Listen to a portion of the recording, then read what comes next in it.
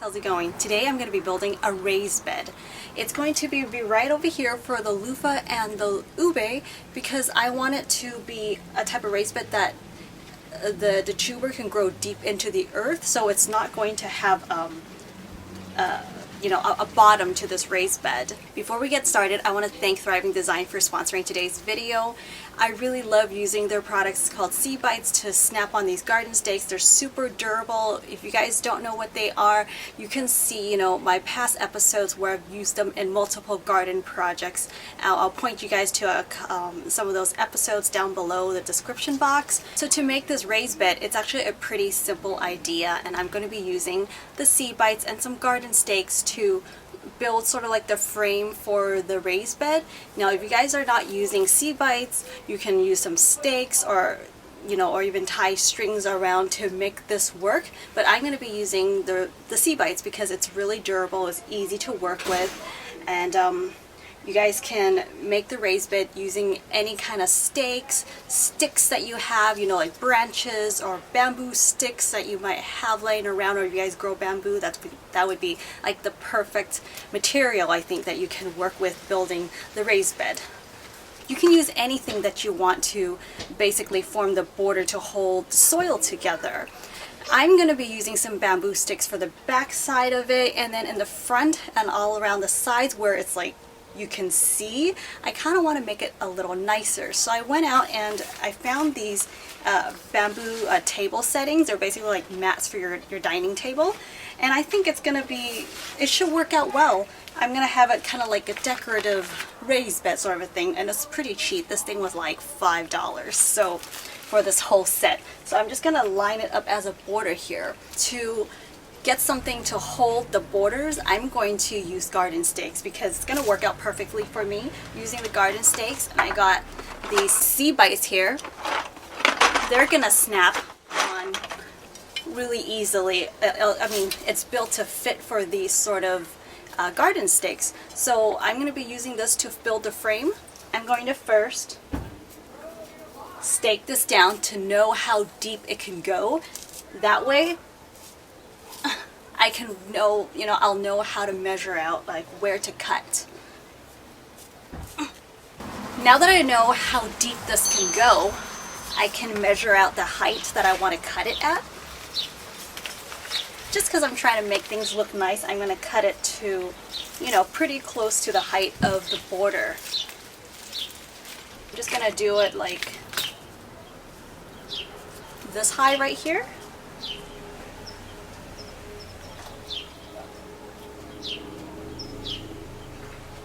Alright.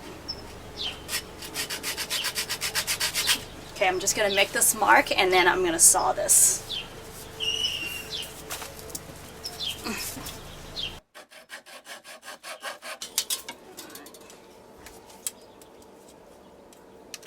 These are some stake caps. I love using these so that I can close this up.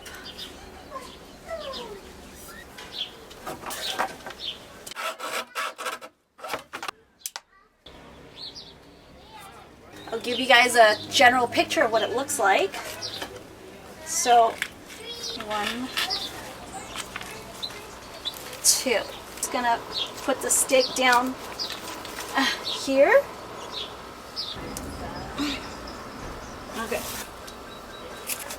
So I'm using these table mats as like a quick way to form the border. Even like if you cut like a wooden board, that would work too.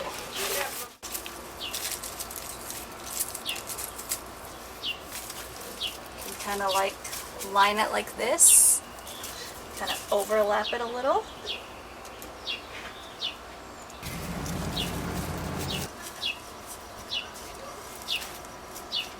The other one can be out here so it really holds it in place. And I'm just doing this, to lay things out for now, and then we're going to start putting the SeaBites on to snap it in place. And this last one here can again overlap.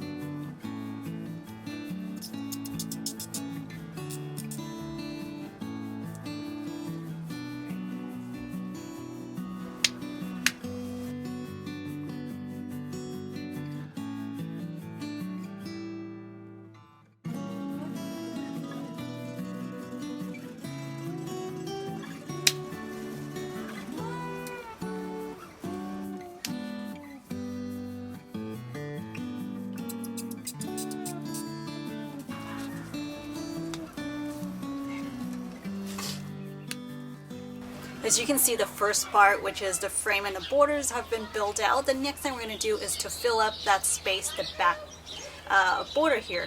The reason I'm doing this is because the table mats I found came with just 4 pieces, so it's all used up.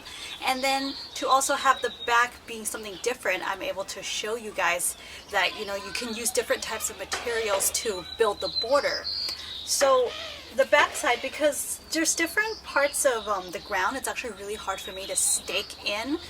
So I just kind of left this part out because I figure I don't really need it. I mean, the whole point of having a frame is to hold the soil together. So that's all it's needed, really.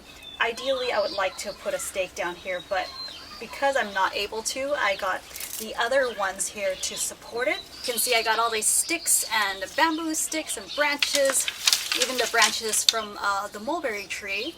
I already cut them down to size, so I'm just going to lay these down on the back side.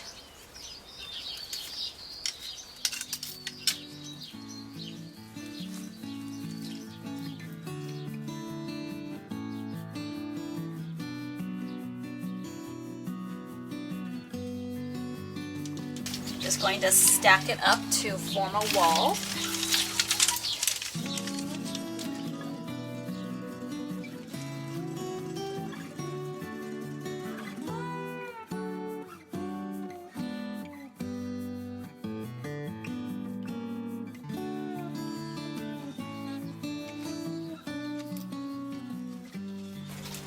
By the way, if you guys want to look for table mats to make this, be sure to look for materials. I mean, any kind of materials you want to work with in the garden. You want to think about, you know, if it's like the material has been dyed, just for, I guess, especially with your growing food, you don't want the chemicals to be leaching out in the soil for your plants to, you know, absorb. So this is the one that's as natural, like a made of bamboo type of material that I could find at the store. There are different types of bamboos that some are even stained, so this one is not stained.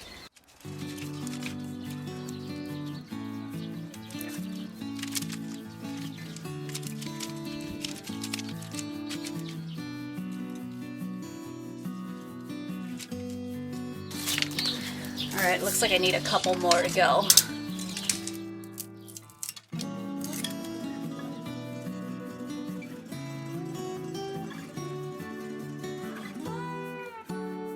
Alright, so this one's going to go on the side, and I'm just going to form an X on the side. It's like this size sharp. Just going to stake it into the ground.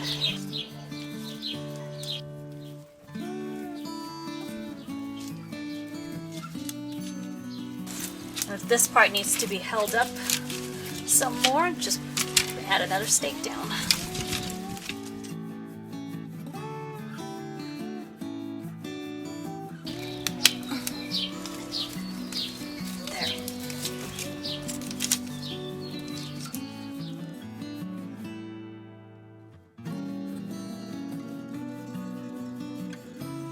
Next, we're just going to line this using a weed guard. You can use any weed guard that you like. I've been using this kind of things for years now. It's gone, you know, placed under the pavements and really helps to prevent weeds to come through. And it's supposed to be a more like a natural material compared to the more plastic kind of style. So I'm just going to put this to line it out to give it a little extra buffer and to really make sure that the soil does retain inside this area. So I'm just going to measure this out.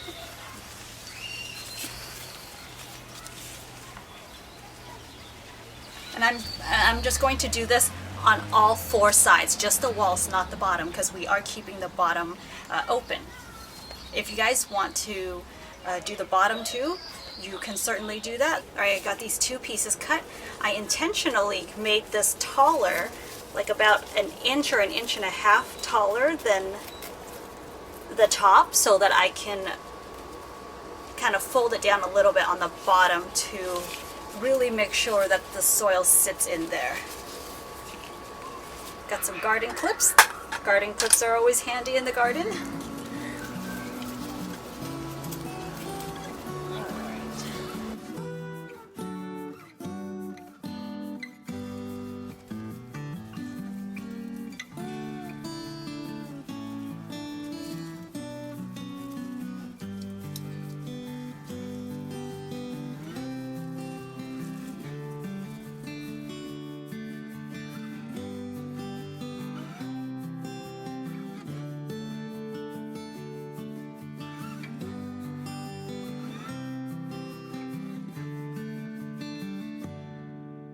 So you can pour in any kind of garden scraps just to fill it up, and then I can add a little bit of worm castings and some fertilizer in.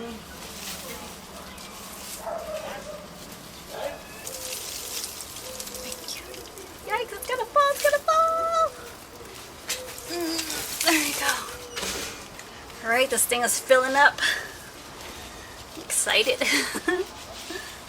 So usually if I have some kitchen scraps, I can just treat this like a compost bin and just throw some in the center and then put some, you know, mix it up with some potting soil or your own compost. If this gets too dusty, just hose it down a little.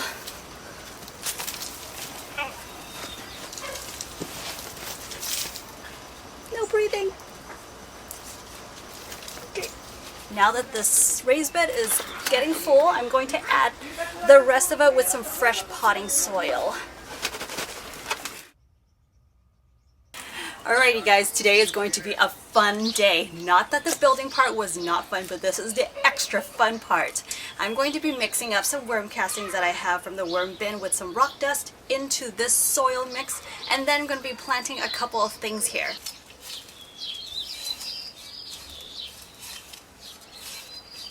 Now I'm going to be planting the loofah, sunchoke, and the yam here. Isn't this beautiful? Poppies are pretty short-lived, especially in Southern California. Once the heat kicks in, they're pretty much gone. So I can just plant it where the yam will be, because the yam are just sprouting right now. I want them to get to like a decent size before I plant them in. So for now, I'm just going to put something pretty right here.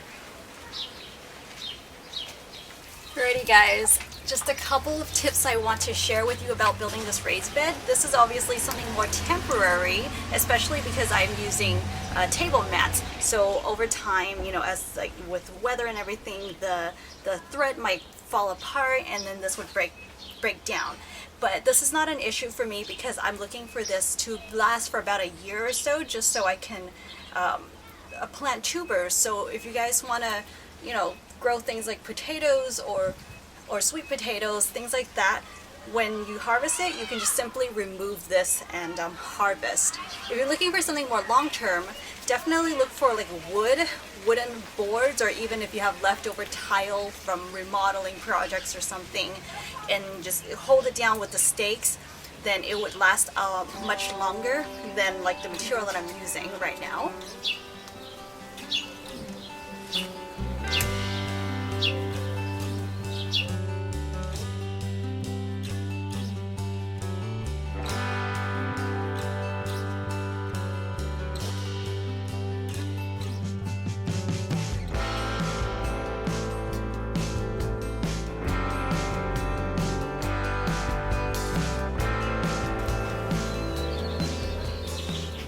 Did you guys know that poppies actually have a slight fragrance?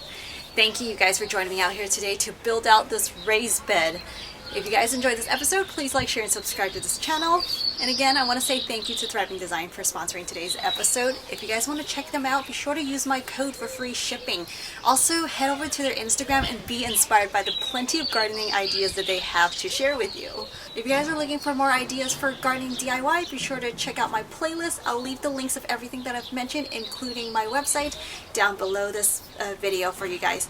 Thank you again. Happy gardening. Happy spring. I shall see you guys right back here very soon. Bye.